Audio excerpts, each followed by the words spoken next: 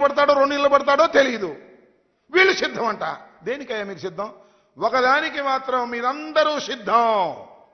ఎన్నికలు అయిపోయిన తర్వాత తట్ట బొట్ట సర్దుకొని హైదరాబాదు నివాసానికి చేరడానికి అందరూ సిద్ధంగా ఉన్నారు.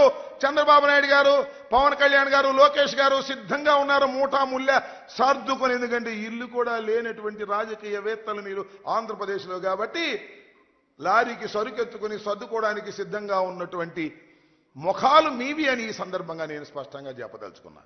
నేను అక్కడ చూశా, ఏదో ట్విట్టర్లోనో దీనిలో మేము సిద్ధం అన్నాడు.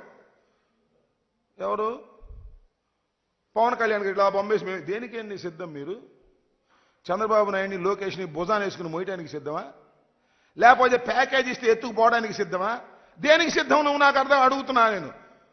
ఓ లోకేష్, ఓ పవన్ కళ్యాణ్ గారు, కొనిదెల పవన్ కళ్యాణ్ గారు, దేనికి మీరు సిద్ధం? చంద్రబాబుని భుజాన పెట్టుకుని మొయ్యడానికి సిద్ధమా? పోటీ చేయడానికి సిద్ధమా? ఈ రాష్ట్రంలో ముఖ్యమంత్రి కావడానికి సిద్ధమా?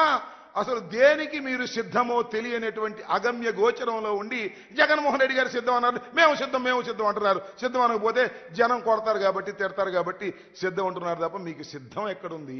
పెద్ద అయోమయంలో ఉన్నారు. మళ్ళా మీరు ఓడిపోతామనే భయంతో ప్రయాణం చేస్తున్నటువంటి విషయం చాలా స్పష్టంగా అర్థమవుతుందని కూడా ఈ సందర్భంగా నేను మనవి చేస్తున్నా. కాబట్టి చంద్రబాబు నాయుడు గారి సైన్యం ఈ రకంగా జగన్మోహన్ రెడ్డి గారి మీద బురదలేటటువంటి కార్యక్రమం చేయటమే కాకుండా ఇవాళ జగన్మోహన్ రెడ్డి గారిని ఓడిస్తామని ప్రగల్భాలు పలుకుతున్న మీకు నేను మనవి చేస్తున్నా. జగన్మోహన్ రెడ్డి గారు మొన్న సిద్ధం మీటింగ్లో చెప్పారు, కౌరవ సైన్యం మీది. జగన్మోహన్ రెడ్డి గారు అర్జునుడిలాగా ప్రవేశించబోతున్నాడు. అభిమన్యుడు కాదు. ఎంతమంది వచ్చినా, ఎంత సైన్యం వచ్చినా అంత సైన్యాన్ని జయించి పద్మవ్యూహాన్ని కూడా ఛేదించి మళ్ళా తిరిగి ఈ ఆంధ్రప్రదేశ్లో వైఎస్ఆర్ కాంగ్రెస్ పార్టీ జెండాని ఎగురవేయడానికి సిద్ధంగా ఉన్నటువంటి వ్యక్తి జగన్మోహన్ రెడ్డిని మనవి చేస్తున్నా. కారణం ఒక్కటే, 5 సంవత్సరాలు చిత్తశుద్ధిగా పరిపాలన చేశాం. చెప్పిన ప్రతి మాటను నిలబెట్టుకున్నాడు జగన్మోహన్ రెడ్డి గారు. ప్రతి వాగ్దానాన్ని అమలు చేశాడు జగన్మోహన్ రెడ్డి గారు.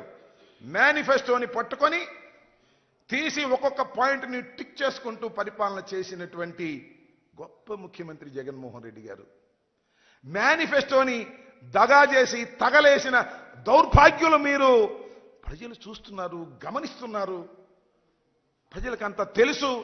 ఓట్లు వేసేటప్పుడు ప్రజలు దాన్ని ఆలోచించి ఓటు వేస్తారు. జగన్మోహన్ రెడ్డి గారు లాంటి ఒక గొప్ప నాయకుణ్ణి పోగొట్టుకోవడానికి సిద్ధంగా లేరు. మళ్ళా తిరిగి ఈ రాష్ట్రంలో ఆయన్ని ముఖ్యమంత్రిగా చేసి సంక్షేమ కార్యక్రమాన్ని, సంక్షేమ పాలనని కొనసాగించడానికి సిద్ధమవుతున్నారు ప్రజలు. మేము సిద్ధంగా ఉన్నాము. ప్రజలు ఫ్యాను గుర్తుకు వేయడానికి సిద్ధంగా ఉన్నారు. జగన్మోహన్ రెడ్డి గారు 2,52,000 కోట్ల రూపాయలు నొక్కి నొక్కి బటన్ ఉన్నాడు. ప్రజలు మళ్ళా ఎన్నికలు వచ్చినప్పుడు ఫ్యాను గుర్తు మీద 2 సార్లు నొక్కి రుణం తీర్చుకోవడానికి వారు సిద్ధంగా ఉన్నారు. జగన్మోహన్ రెడ్డి గారు సిద్ధంగా ఉన్నారు.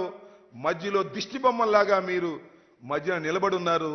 మీరు సిద్ధంగా ఉన్నారు. త్వరలోనే ప్యాకేజ్ తీసుకుని ప్యాకప్ అయిపోయి వెళ్ళిపోవడానికి సిద్ధంగా ఉన్నారని ఈ సందర్భంగా మీ ద్వారా వారికి చెప్పదలుచుకున్నానని మనవి చేస్తున్నాను. ఓకే,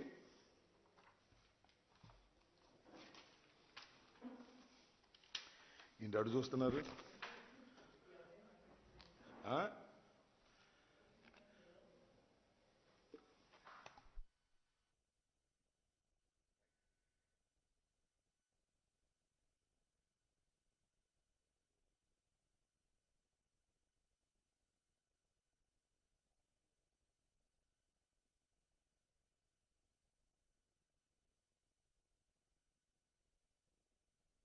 ఏర్పాటు చేయడం జరిగింది.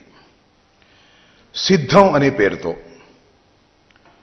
ఆ బహిరంగ సభ కని విని ఎరుగని రీతిలో